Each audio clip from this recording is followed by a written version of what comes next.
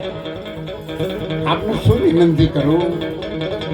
દારૂ પીધેલો પતઈ રાજા માતાજીને ન ઓળખી શકે અને એને કહ્યું કે તમને મહારાણી બનાવવાના છે.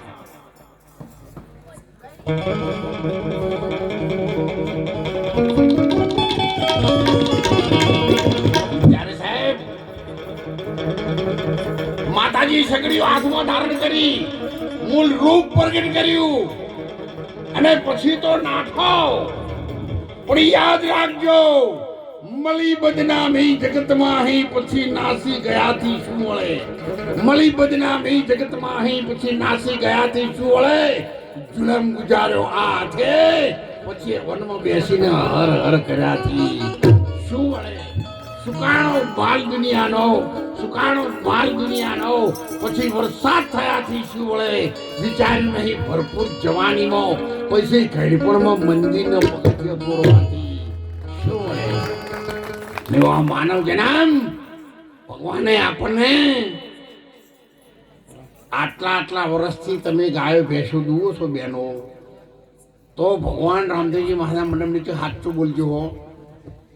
જે ભેંસ ના દોવા દેતી હોય ને તમે કોઈ દાડો ભૂલથી ખોણ મોલ્યું? બોલો, આટલા વારમાં તમારી ભૂલ થઈ?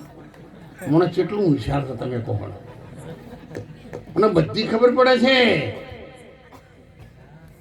તમારે હમણાં કોઈ સારા પ્રસંગમાં જવું હોય, કોઈ બીળો ભરાતો હોય એમાં જવું હોય, કોઈ લગ્નમાં જવું હોય, તો તમારી ઉંમર હો ગમે એટલા વર્ષની થઈ હોય, તમે ભાઈ બહેન કે દીકરી જો હોય કે દીકરો હોય, પાન નહીં ધોઈને અપ ટુ ડેટ તૈયાર થઈ અને કપડાં બરાબર પહેરી માથાના વાળ દર્પણમાં જઈને ઉડાઈ અને સાચું બોલજો હો, દર્પણમાં જોવું એટલે તમંચમ થાય છે.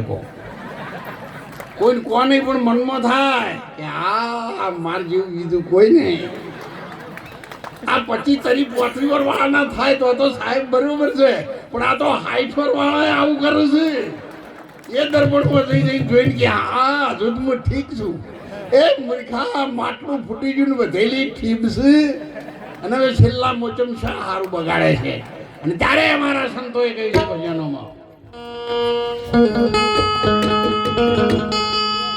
અરે જોજે રે આ તારી જિંદગી જવા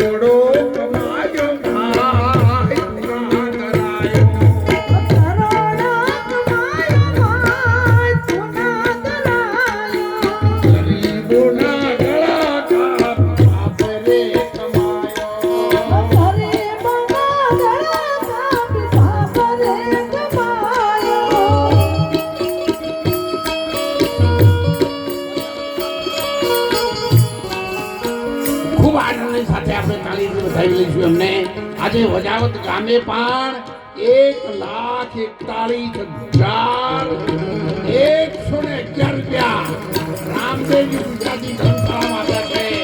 એમને સાહેબ બધાને તાળી બજાવો. જય હો તમારો, જય હો.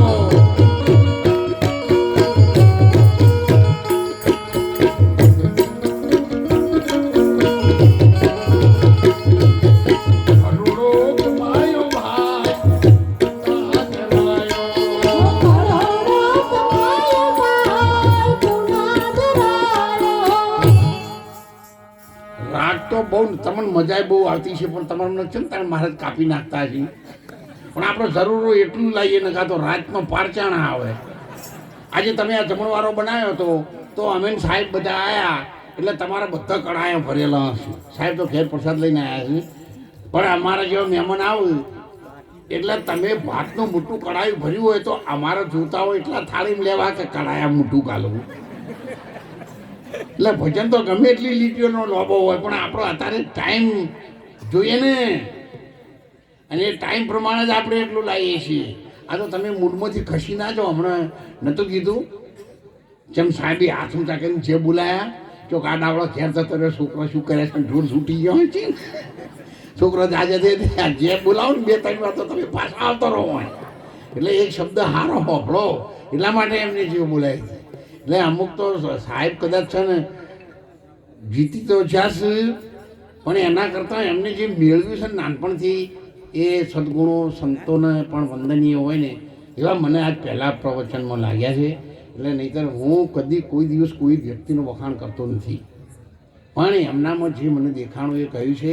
એટલે સાહેબ હું આપના કરતાં પણ આપણા માતા પિતાને હું વધારે વંદન કરું છું. મારી ઉંમર 75 વર્ષની છે, હું ખૂબ ભણેલો ગણેલો છું.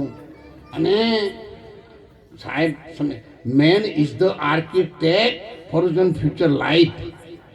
સંત બની શકે, મહંત બની શકે, સતી કે વિરંગના બની શકશે, નહીતર પછી ભૂંડ જેવી તો જિંદગી છે.